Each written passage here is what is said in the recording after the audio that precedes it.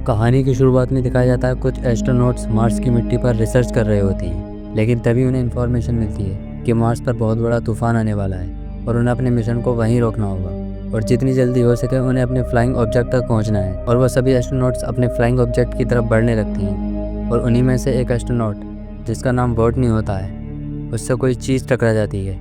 और वह बाकी क्रू मेंबर से बहुत ज़्यादा दूर चला जाता है, यानी कि वो अब इस तूफान में खो चुका है। जबकि उन एस्ट्रोनॉट्स की जो कमांडर होती है वो बोटनी को ढूंढने की बहुत ज़्यादा कोशिश करती है, लेकिन फिर भी बोटनी का कुछ भी पता नहीं चलता और बोटनी का बाकी सब एस्ट्रोनॉट से संपर्क भी टूट गया होता है। इसीलिए उसके सभी क्रू मेंबर्स को लगता है कि शायद बोटनी अब इस दुनिया में नहीं रहा और फिर सभी एस्ट्रोनॉट्स वहाँ से टेक ऑफ करते हैं और अर्थ की तरफ आने लगते हैं। और फिर अगले सीन में दिखाया जाता है अब मार्स पर तूफान बिल्कुल शांत हो चुका है और बोटनी वहाँ जिंदा होता है,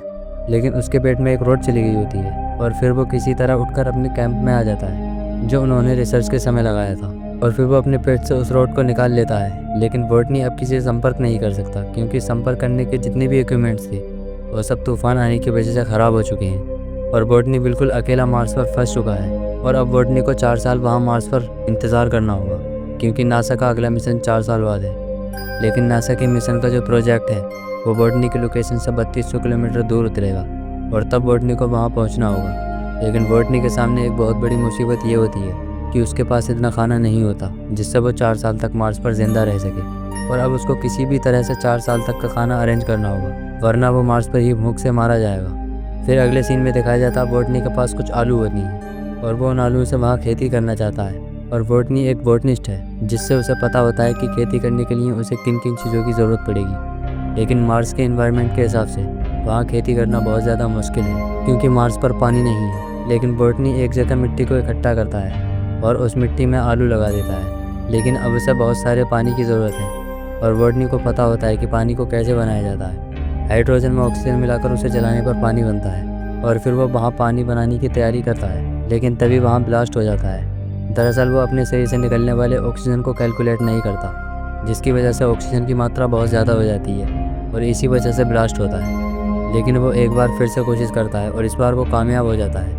और फिर उसे जितने पानी की ज़रूरत होती है उतना पानी वहाँ बन जाता है और कुछ दिनों बाद वहाँ पहला पौधा निकलता है, जिसे देखकर बोटनी को बहुत ज़्यादा खुशी होती है। वहीं दूसरे सीन में अर्थ को दिखाया जाता है जहाँ पर सबको ये बता दिया गया है कि बोटनी अब इस दुनिया में नहीं रहा। फिर अगले सीन में दिखाया जाता है नासा की जो ऑपरेटर होती है वो सैटेलाइट के ज़रिए मार्स की तस्वीरों को चेक कर रही होती है और फिर वो हैरान हो जाती है क्योंकि उनके जो इक्विपमेंट्स थे अब वो एक जगह से दूसरी जगह शिफ्ट हो चुके हैं और ये वही इक्विपमेंट्स होती हैं जो बोटनी ने एक जगह से दूसरी जगह रखी होती हैं। और फिर नासा के सभी मेंबर समझ जाते हैं कि बोटनी मार्स पर अभी भी जिंदा है। लेकिन उन सब का सीनियर कहता है अगर बोटनी वहाँ जिंदा भी है तो जब तक हम वहाँ पहुँचेंगे तब तक बोटनी भूख की वजह से मर चुका होगा, क्योंकि अर्थ से मार्स तक का सफ़र कई महीनों का है और वो जानते हैं कि बोटनी के पास इतना खाना नहीं है कि वो तब तक जिंदा रह सके जब तक वो वहाँ तक पहुँचे।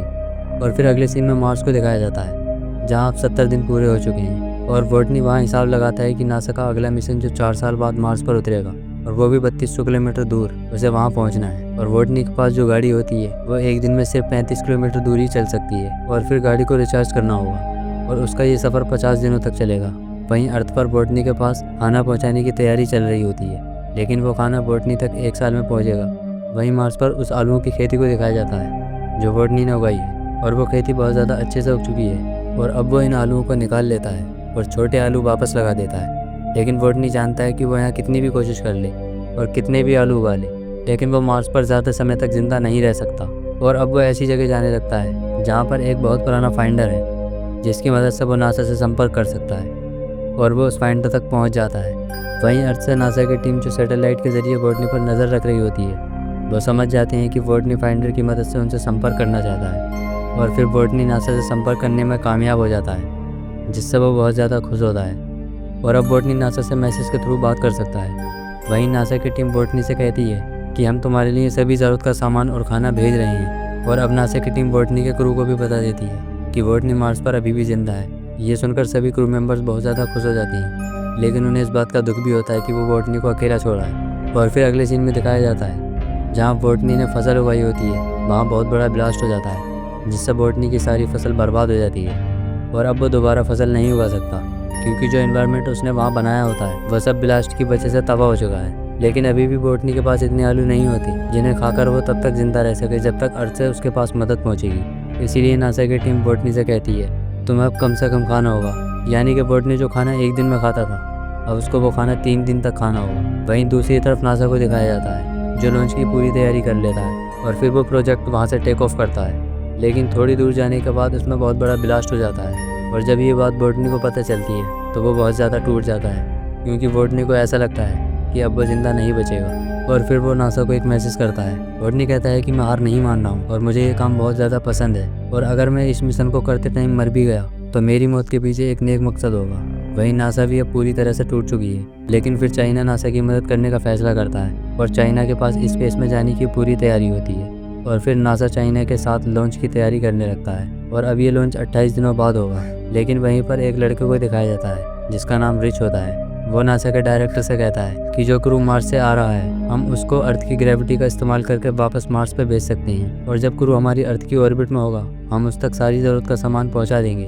दरअसल वो स्लिंग शॉट के ज़रिए से उनको मार्स पर भेजने की बात कर रहा होता है। और रिच ये भी कहता है कि जब क्रू मार्स पर पहुँचेगा तो उसको मार्स पर उतरना नहीं है, क्योंकि अगर उन्होंने ऐसा किया तो वो कभी अर्थ पर वापस नहीं आ पाएंगे, क्योंकि उनके पास इतना फ्यूल नहीं है कि वो दोबारा मार्स से टेक ऑफ कर सकें। और रिच उनसे कहता है बोटनी को बाकी क्रू मेंबर्स तक MEV की मदद से आना होगा। MEV एक फ्लाइंग ऑब्जेक्ट का नाम है जो मार्स पर पहले से ही मौजूद होता है, और जैसे ही MEV की मदद से बोटनी क्रू मेंबर्स तक पहुंचेगा तो क्रू की कमांडर उसको पकड़ लेगी। लेकिन ये सुनने में जितना आसान लगता है करने में उतना ही मुश्किल है, क्योंकि इसमें सिर्फ बोटनी को बचाने के लिए 5 और एस्ट्रोनॉट्स की जान खतरे में डालना होगा, और वो ऐसा नहीं करते। वहीं दूसरी तरफ रिच को दिखाया जाता है जो नासा की मर्जी के बिना ही पूरा स्लिंग शॉट वाला प्लान उन 5 एस्ट्रोनॉट्स तक पहुंचा देता है, और वो एस्ट्रोनॉट्स बोटनी को बचाने का फैसला कर लेती हैं और फिर वो अपने फ्लाइंग ऑब्जेक्ट की दिशा को बदल लेती हैं। लेकिन जब नासा को ये पता चलता है तो वो समझ जाती हैं कि वो बोटनी को बचाने के लिए जा रहे हैं, और फिर नासा उस क्रू तक सारी ज़रूरत का सामान पहुँचा देता है। वहीं मार्स पर बोटनी को दिखाया जाता है जो अब उस फ्लाइंग ऑब्जेक्ट तक जा रहा है, जिससे वो मार्स के ऑर्बिट से बाहर निकलेगा और बाकी क्रू मेंबर्स तक पहुंचेगा जो उसे लेने आ रही हैं। और फिर बोटनी 90 दिनों के सफ़र के बाद उस फ्लाइंग ऑब्जेक्ट तक पहुंच जाता है, लेकिन उस ऑब्जेक्ट में बहुत ज़्यादा वजन होता है, इसलिए बोटनी को उसके ज़्यादातर पार्ट्स निकालने पड़ते हैं जिससे उस फ्लाइंग ऑब्जेक्ट का वजन कम हो सके। और फिर बोटनी मार्स से टेक ऑफ करता है और वो अंतरिक्ष में पहुँच जाता है। वहीं दूसरी तरफ उसके साथी उससे कम्युनिकेट करना चाहती हैं, लेकिन बोटनी पर बहुत ज़्यादा दबाव पड़ने की वजह से वो वहाँ बेहोश हो चुका होता है, इसीलिए सब बहुत ज़्यादा परेशान होती हैं। लेकिन फिर कुछ समय बाद बोटनी को होश आ जाता है, लेकिन बोटनी की स्पीड बहुत ज़्यादा होती है। तभी बोटनी बाकी क्रू मेंबर से कहता है मैं अपने स्पेस सूट में छेद करूँगा और उसमें से जो हवा निकलेगी उससे मैं खुद को दिशा दूंगा, और इस तरह से मैं तुम तक पहुँच जाऊँगा। और फिर कमांडर एक चेयर पर बैठकर स्पेसशिप से बाहर आ जाती है और उस चेयर में एक रस्सी बंधी होती है। वहीं दूसरी तरफ बोटनी अपने स्पेस सूट में छेद कर लेता है और वो खुद को दिशा देकर उस कमांडर तक पहुँच जाता है। लेकिन वो जैसे ही उस कमांडर का हाथ पकड़ता है उसका हाथ फिसल जाता है और वो कमांडर से दूर जाने लगता है। लेकिन बोटनी उस रस्सी को पकड़ लेता है जिससे चेयर बंधी होती है, और इस तरह से वो स्पेसशिप में आ जाती हैं और बोटनी की जान बच जाती है, और फिर वो अर्थ पर वापस आने लगती हैं। और इसी के साथ ये फिल्म ख़त्म होती है।